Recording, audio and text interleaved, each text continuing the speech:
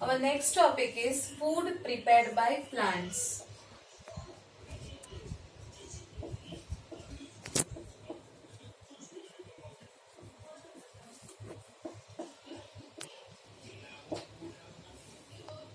Now plants prepare food in the form of a simple sugar or glucose. Now this food is used for the plants for their growth and development.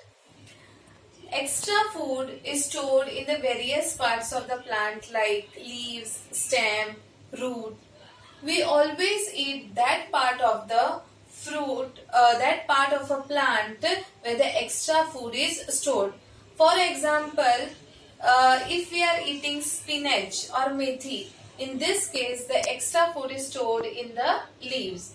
Okay, if we are eating onion, potato, then ginger, here in this case the extra food is stored in its stem. Okay, so onion, ginger, they are stem, they are not fruit. Okay, then some other plants like turnip, then carrot, then sweet potato. In this case the extra food is stored in their roots, so we eat roots of this plant. Okay, so in this way the food prepared by the plant can be utilized by us.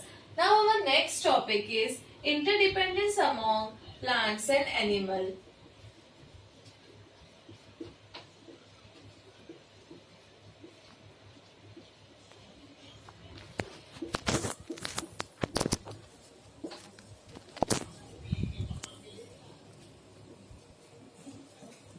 Now, what is interdependence? Interdependence means depending on each other for some or the other way. Means either animals are dependent on plant or plants are dependent on animals. That is called interdependence. Now, how plants and animals are interdependent on each other?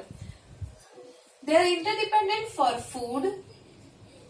They are interdependent for exchange of gases.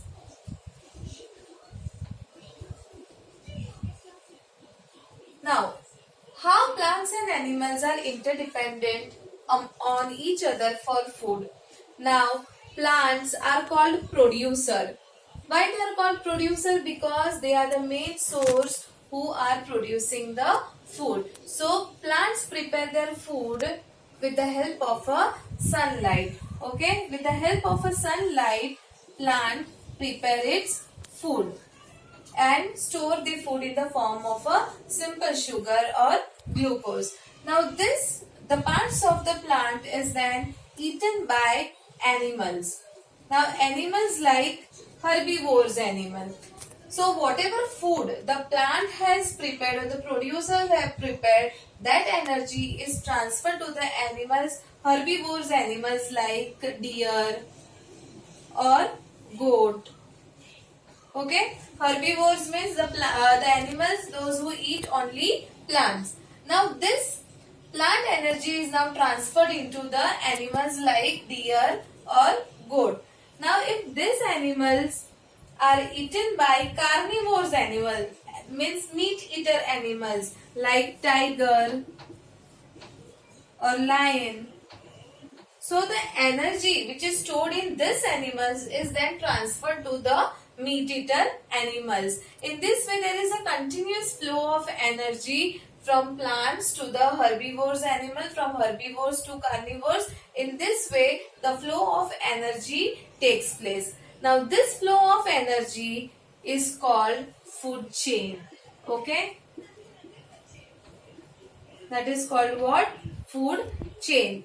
Means the plant prepare their food in the presence of the sunlight. Okay, the food which is stored in the plant is eaten by these animals. Okay, and whatever food they have eaten, okay, it is getting converted into energy which is used by the animals to do various types of the work. Okay, then these animals are then eaten by the meat eater animals like tiger, lion. So the food transfer or the energy transfer takes place from one place to another, and that is called what? Food chain. So in this way animals and plants are dependent on each other for food. Now we will see exchange of gases. Now, how plants and animals are dependent on each other for the exchange of gases. Now, during the process of photosynthesis, plant requires or plant absorb carbon dioxide from the atmosphere.